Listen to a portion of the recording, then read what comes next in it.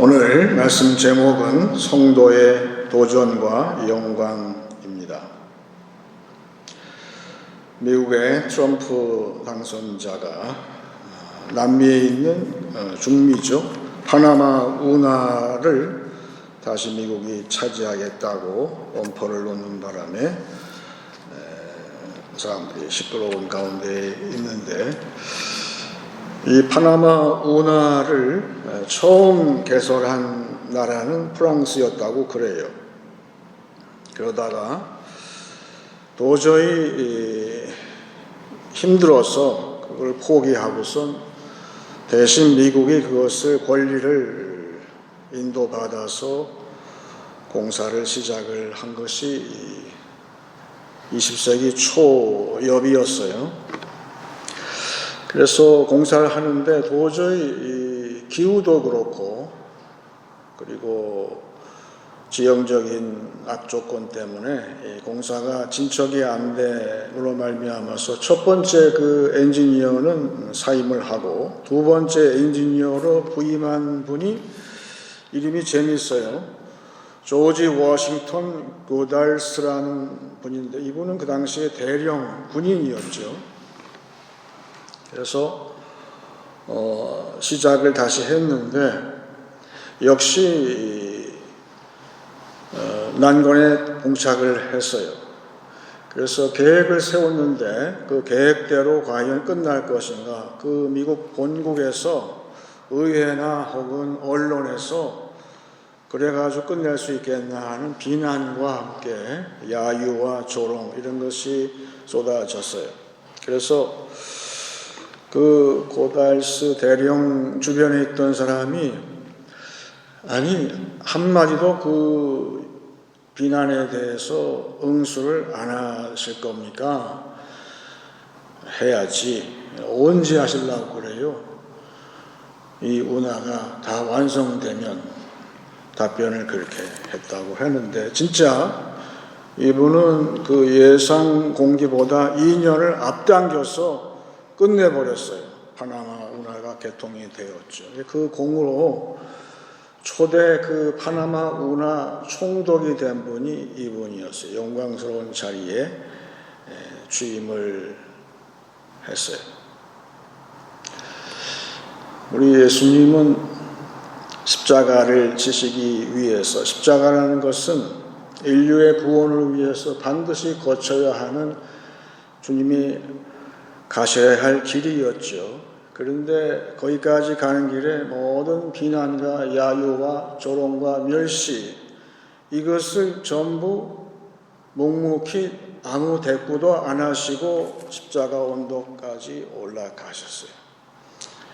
왜냐하면 십자가 너머에 하나님의 영광이 있기 때문에 그런 것이죠. 올 한 해 우리 성도가 할 일은 예수님을 따라서 우리 자신의 십자가를 지고 그 뒤를 따라가는 길을 걸어가야 할 거죠. 그러면 올 한 해 우리가 걸어가는 길에 사람들이 박수를 치고 참 잘한다고만 할까요? 그렇지 않죠. 우리도 똑같이 야유도 퍼볼 때가 있고, 그래가지고 되겠냐 조롱도 하고 심지어는 핍박까지 우리는 받을 각오가 돼 있어야 되는데, 거기에 대해서 우리는 언제 응수를 할 것인가? 찬송가에 나온 그대로 십자가를 다 진 다음에 그 십자가를 벗은 후에 우리는 그 영광에 대한, 그때는 내가 변명할 이유도 없어요. 왜냐하면 하나님께서 이제 영광의 길을 보여주실 것이기 때문에 그 영광 자체가 그 세상 사람들한테 내가 가는 길에 대해서 그 승리에 대해서 증거하게 하실 것이죠. 그런데 사람들은 지금 연초가 됐는데 그런 성도의 고난보다는 도전보다는 십자가의 길 가는 도전보다는 영광에 더 관심이 많아요. 그래서 나의 장래가 어떻게 될까? 올 한 해 내가 어떤 모습으로 되어 있을까에 관심이 많다는 것이죠. 그래서 연초가 되면 안 믿는 사람들은 점도 보러 간다든지 그런다고 그래요. 미래가 어떻게 될 것인가? 올 한 해 또 이 정부가 이게 어떻게 될 것인가? 그래서 온갖 AI를 동원하든지 해서 예측을 하려고 애를 쓰는 것이죠. 소위 예언을 받기 위해서 애를 쓰는데 성경이 얘기하는 예언은 선지라고 그러죠. 선지자, 예언자를 선지자라고 하는데 영어로 prophet이라고 해요. 성경에서 제일 처음 예언자로 등장하는 분은 믿음의 조상인 아브라함이었어요. 아브라함이 믿음의 길을 가는 것, 그거 보통 진짜 어려운 길이 아닌데 그거를 따라 나섰죠. 그런데 진짜 어려움이 있었어요. 그래서 이 아브라함이 그 길을 가는데 사람들이 그 아브라함을 무시하고 또한 조롱하고 또 여러 가지로 그 나쁜 행동을 그에게 했을 때에 하나님은 어떻게 하셨는가? 믿음의 조상이 그렇게 하신 것처럼 우리에게도 올 한 해 그런 일이 벌어질 거예요. 그럴 때 하나님은 가만 방치하시는 것이 아니라 아브라함한테 한 것처럼 우리 성도한테도 한다는 사실을 우리는 알 수가 있는 것이죠. 그래서 창세기 20장 7절 보게 되면 그 아브라함을 괴롭히는 사람에게 어떤 일이 발생했는지에 대해서 나오고 있어요. 이제 그 사람의 아내를 돌려보내라. 지금 세상의 군주가 아브라함의 처가 이쁘니까 빼앗았어요. 세상에 그런 난폭한 일이 어디 있어요? 그런데 하나님은 그거를 방치하지 않으셨어요.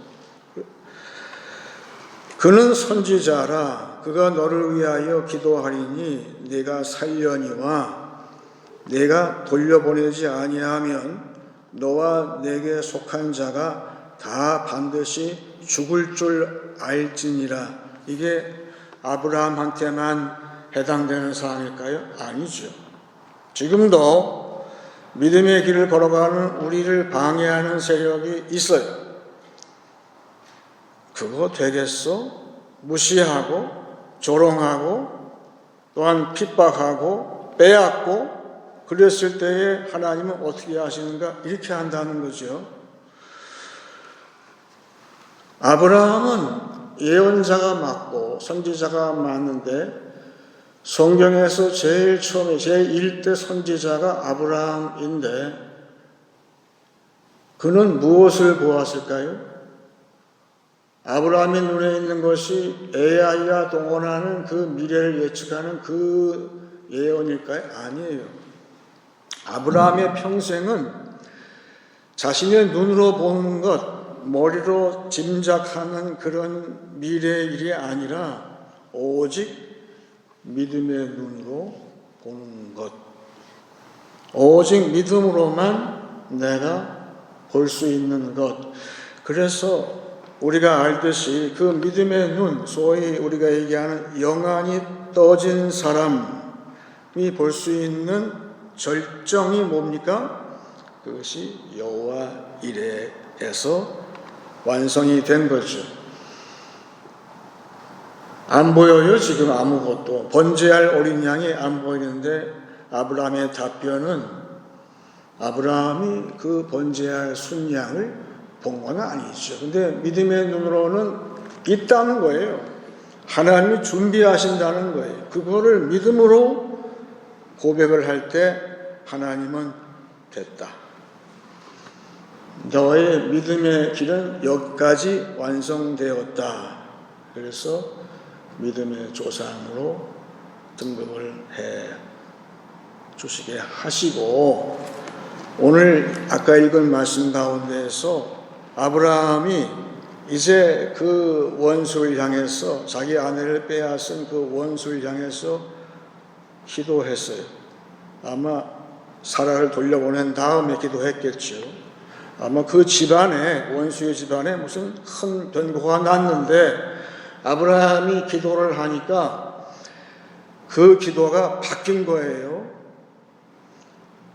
병든 그 원수의 가정을 치유해 주는 그런 기도로 아브라함의 기도가 변했다는 걸 알 수 있듯이, 올 한 해 내가 믿음의 길을 참 묵묵히 걸어갈 때에 저와 여러분의 기도가 바뀌는 거예요. 이제는 세상을 치유하는 치유자, 곧 제사장의 기도가 되는 것이지요.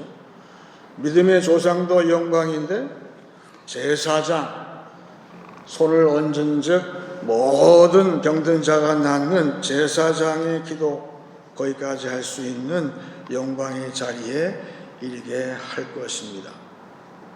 그런데 결국은 우리가 믿음으로 본다는 것은 비전이에요. 하나님이 내 눈에 보여주시는, 넣어주시는 비전이에요. 미래, 그게 예언이죠.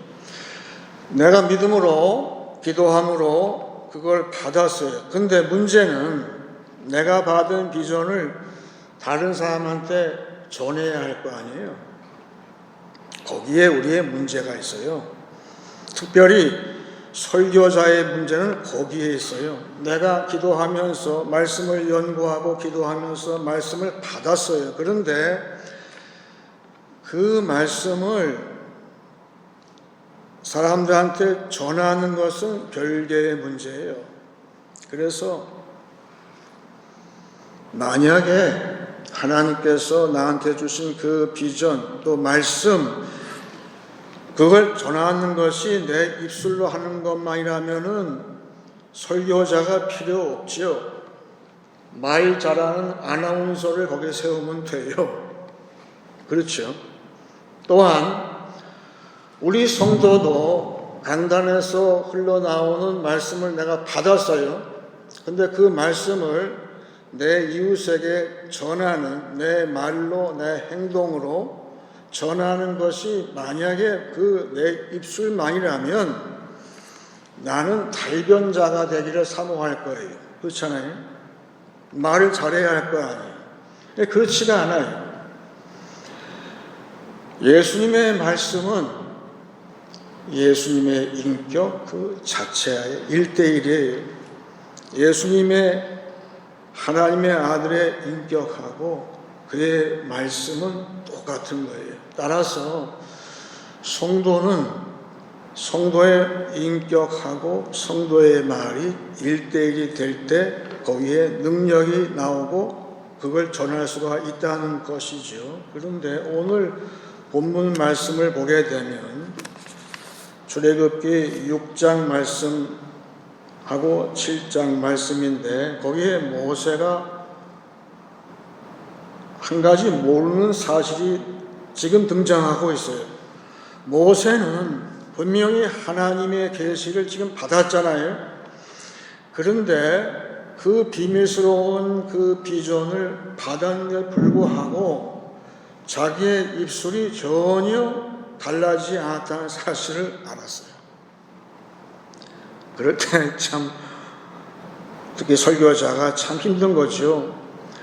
하나님이 분명히 말씀을, 웅장한 말씀을 주셨어요. 그런데 내 혀는 전혀 변함이 없어요. 그러면 나보고 어떡하라는 얘기예요? 그 이야기를 지금 모세가 하는 거예요. 보세요. 6장 28절에 여호와께서 애굽 땅에서 모세에게 말씀하시던 날에 여호와께서 모세에게 말씀하여 이르시되 나는 여호와라 내가 네게 이르는 바를 너는 애굽 왕 바로에게 다 말하라. 여기까지 좋아요. 말씀을 받았어요. 그런데 그 다음 절에 30절에 모세가 여호와 앞에서 아뢰되 나는 입이 둔한 자이오니 바로가 어찌 나의 말을 들으리까. 이게 정확하게 설교자의 고민이에요. 지금 모세가 얘기하는 나는 입이 둔한 자라는 뜻은 원뜻이 하나님 내 입이 아직 할례받지 못했습니다. 그런 뜻이에요. 내 혀가 할례를 받아서 깨끗하게 되고 진짜 혀가 부드러워져서 모든 말을 아주 유창하게 할 수 있는 혀가 되면은 자신만만하게 하나님 말씀대로 가서 바로한테 가서 전하겠건만 내 입술은 아직 둔하다. 그렇게 얘기를 했어요. 모세의 생각은 하나님 말씀을 잘 전하기 위해서는 내 입술이 오토바이 모터 달린 것처럼 달병가가 되는 것이 맞다고 생각을 했어요. 대신 말 잘하는 달병가인 형이 아론이 나서서 전했죠. 그런데 우리가 알다시피 모세가 가장 위대하게 되고 백성한테 높임받고 영광스러운 그런 자리에 오른 것은 말을 잘해서 그런 것이 아니라 이 지구상에서 모세만큼 온유한 자가 없더라. 그 말씀이 나옵니다. 온유가 뭘까요? 온유는 모세의 마음의 할례를 받았을 때의 모습이 온유라고 되어 있어요. 설교자와 성도의 받을 할례는 무엇입니까? 그건 마음의 할례예요. 모세한테는 그게 온유로 나타났을 때에 말은 온유해요. 하지만 마음이 찢어져서 하나님 앞에 완전히 굴복이 되고 하나님의 영광을 보는 사람이 됐을 때에 어떻게 됐습니까? 말은 잘 못하는데 모세의 얼굴에 하나님의 영광을 본 그 영광이 나타났다는 것이죠. 올 한 해에도 저희 성도들의 그 얼굴에 하나님의 영광이 나타날 거예요. 언제? 마음의 할례를 받을 때. 그럴 때에 하나님께서 영광을 나타내시겠는데 그 도전, 그 말씀을 복음을 전하는 그 도전을 감당할 수 있는 한 해가 되기를 바라는 것이죠. 2세기를 살았던 교부인 이레네우스라는 분이 있는데 그분이 얘기하기를 하나님은 두 개의 손, 두 개의 팔이 있다고 얘기를 했어요. 하나는 예수님의 손, 성자의 손이고 하나는 성령의 손이라 그렇게 하면서 예수님은 인간을 위해서 십자가를 지시고 고난의 종으로 십자가에 달리셨지만서도 예수님은 우리에게 도전을 주는 도전자이시기도 해요. 무엇으로? 그의 말씀으로. 지금도 예수님은 계속해서 교회를 통해서 교회의 말씀을 주실 때에 그 말씀으로서 성도들한테 도전을 주고 있어요. 그래서 그 도전의 말씀이 이르렀을 때에 두 가지 유형이 나타나는데 그 반응이 하나는 예수님의 도전하는 그 말씀, 하나님 말씀에 굴복을 하고 순종을 하고 그 말씀을 받아서 변화가 되는 사람이 한편에 있고 또 한편의 사람은 그 말씀을 들을 때에 전혀 기대한 반응은커녕 그 말씀을 무시하고 오히려 더 마음이 완고해지는 사람이 있다고 바울은 이야기를 그렇게 했어요. 그것이 빌립보서에 나오는 이야기, 빌립보서 1장 28절입니다. 지금 세상이 특히 교회 안에서도 말씀을 들을 때에 이 두 가지 유형이 있다는 거예요. 그것을 알고 대처하라는 것이죠. 무슨 일에든지 대적하는 자들 때문에 두려워하지 아니하는 이 일을 듣고자 함이라. 말씀을 전했어요. 복음 증거자는 말씀을 전하는 거예요. 교회의 목회자가 말씀을 전하고 성도들도 나가서 복음을 전할 때에 그 말씀을 들을 때에 예수의 말씀을 들을 때에 그 말씀을 대적하는 자들이 있다는 거예요. 그런데 그런 자들 때문에 두려워하지 말라는 거예요. 이 뜻은 아이들 말로 쫄지 말라 그 뜻이에요. 정확하게 쫄지 말라는 거예요. 올 한 해에도 말씀을 대적하고 복음을 듣지 아니하고 그것을 전혀 거부하는 사람들이 있을 거예요. 근데 그를 사람들 앞에서 절대 쫄지 말라는 거예요. 왜냐? 이것이 그들에게는 멸망의 증거요 너희에게는 구원의 증거니 이는 하나님께로부터 난 것이라 그랬어요. 여기 맨 뒤에 말씀 참 중요한 말씀이에요. 저들이 일부는 말씀을 듣고 변화가 되고 믿음을 얻지만 다른 한편에서는 전혀 반대로 말씀을 대적하는 것도 마음이 완고하게 되는 것도 하나님의 뜻이라 그 얘기예요. 그렇게 바울은 적어놨어요. 우리를 위해서. 그러니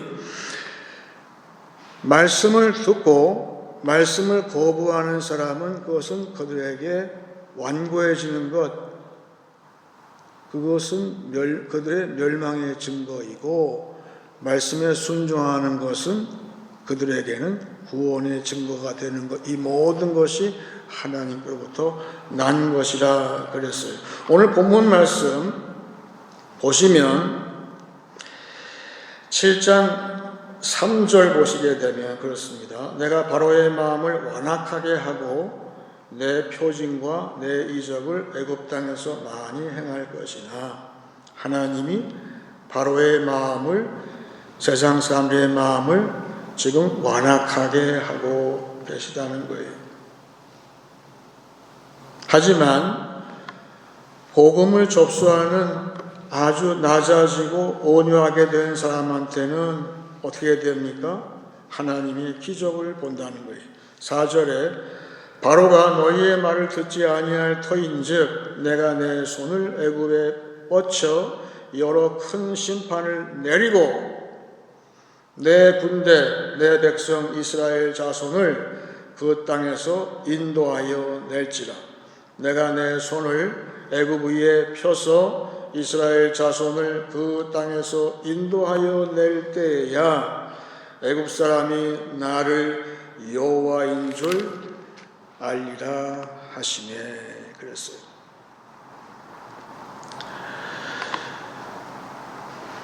그때에 이스라엘 사람들은 하나님 말씀을 믿었어요. 그래서 순종했어요.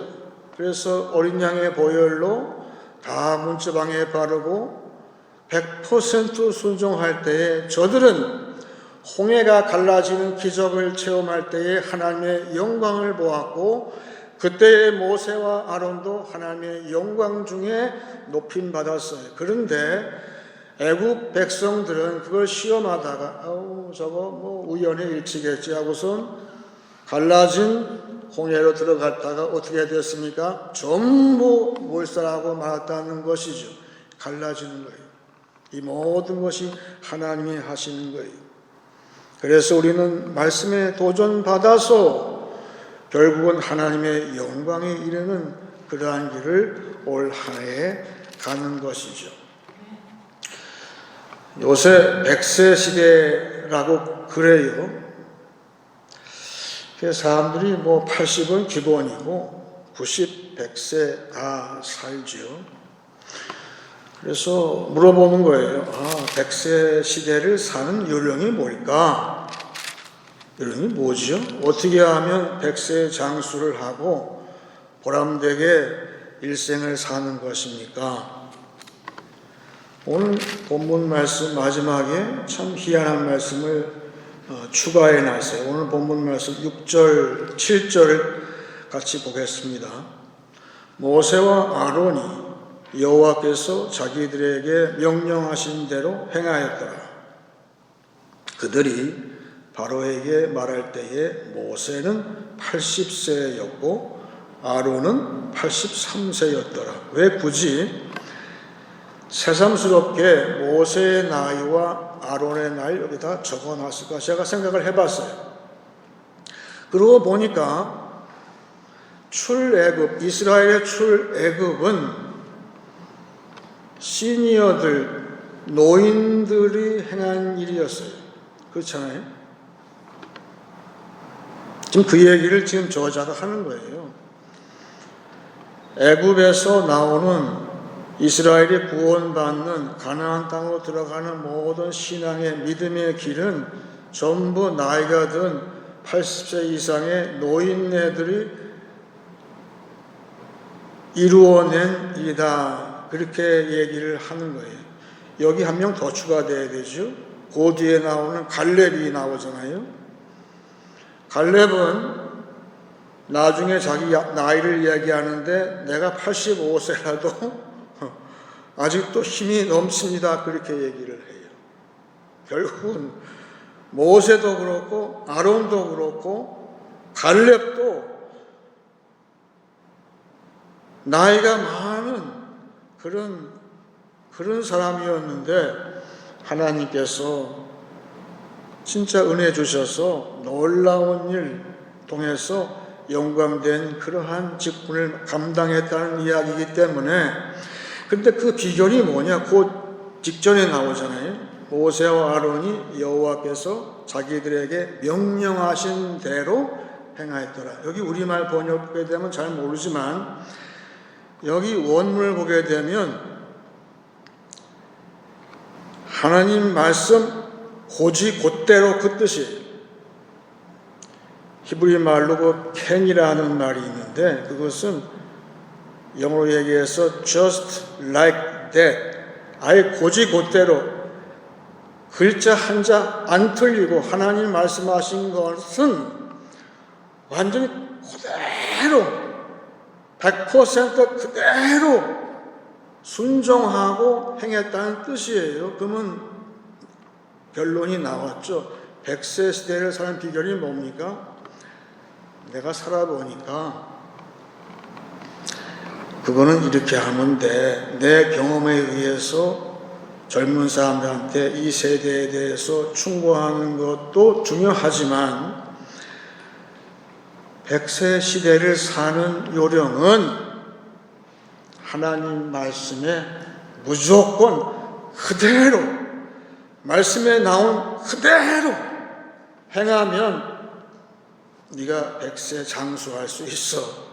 이렇게 가르치는 것이 맞다는 것이죠. 올 한 해 지금 이 세상에 나이가 많은 우리들이 이제 젊은 사람들한테 행할 것은 무엇일까? 바로 그런 것이라는 것이죠. 그래서 말씀 그때 하는 말씀이 나오잖아요. 말씀을 준행한다고 나오는 것이죠. 그래서 나이가 드신 분들도 이제 어떻게 하면 될까? 고민할 필요가 없어요. 여기 나온 대로 하시면 돼요. 올 한 해 이제 집에 찾아오는 젊은 후손들한테 얘기해 주는 거죠. 너희들 내가 인생을 살아봤는데 사실 내가 말씀대로 살지 못한 것도 후회하면서 얘기를 해주면서 이제 너희들이 갈 길은 올 한 해 하나님 말씀 그대로 행할 때 너희 앞길에 크게 장수하는 복도 없고 모든 하나님이 영광된 자리에 나갈 수 있다. 이렇게 얘기해 주는 것이 맞는 것이죠. 이제 말씀을 정리하겠습니다. 예수를 따르는 도전이 없으면 영광도 없습니다. 믿음의 눈으로 보는 선지자의 삶에 도전하기 원합니다. 온유한 지도자의 도전을 감당하기 원합니다. 말씀에 도전받아 결국 영광에 이르기 원합니다.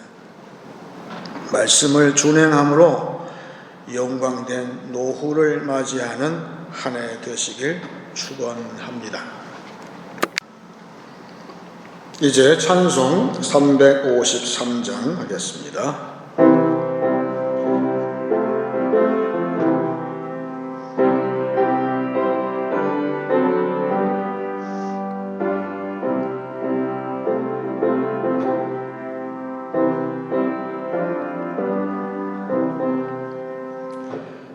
십자가 군병되어서 예수를 따를 때 무서워하는 마음으로 주 모른 채 할까. 나의 주 그리스도 나를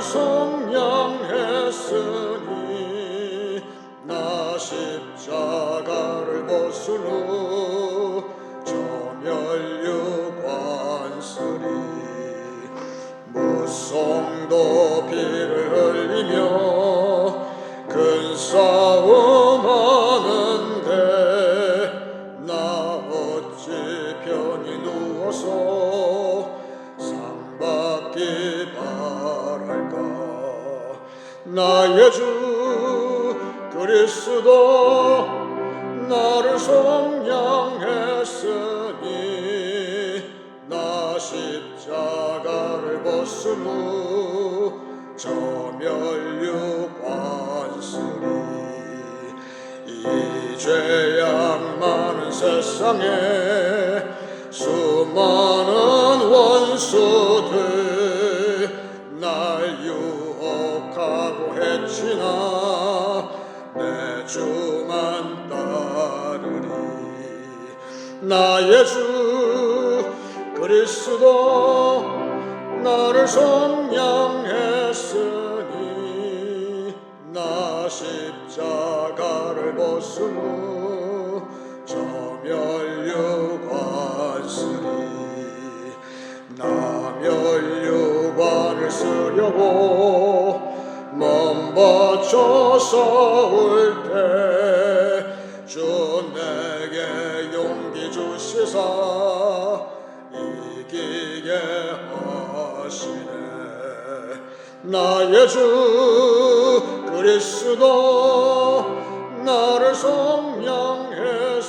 속량했으니 나 십자가를 벗은 후 저 멸류관 쓰리. 승리의 그날 이르러 십자가 군병들 개가를 불러 영광을 주님께 돌리리. 나의 주 그리스도 나를 속량했으니 나 십자가를 벗은 후 저 멸류관 쓰리. 이제 기도할 때 제가 먼저 빌립보서 3장을 읽고 같이 기도하기 원합니다. 형제들아 너희는 함께 나를 본받으라. 그리고 너희가 우리를 본받은 것처럼 그와 같이 행하는 자들을 눈여겨보라. 내가 여러 번 너희에게 말하였거니와 이제도 눈물을 흘리며 말하노니 여러 사람들이 그리스도의 십자가의 원수로 행하느니라. 그들의 마침은 멸망이요 그들의 신은 배요 그 영광은 그들의 부끄러움에 있고 땅의 일을 생각하는 자라. 그러나 우리의 시민권은 하늘에 있는지라. 거기로부터 구원하는 자 곧 주 예수 그리스도를 기다리노니 그는 만물을 자기에게 복종하게 하실 수 있는 자의 역사로 우리의 낮은 몸을 자기 영광의 몸의 형체와 같이 변하게 하시리라. 다 같이 기도하겠습니다.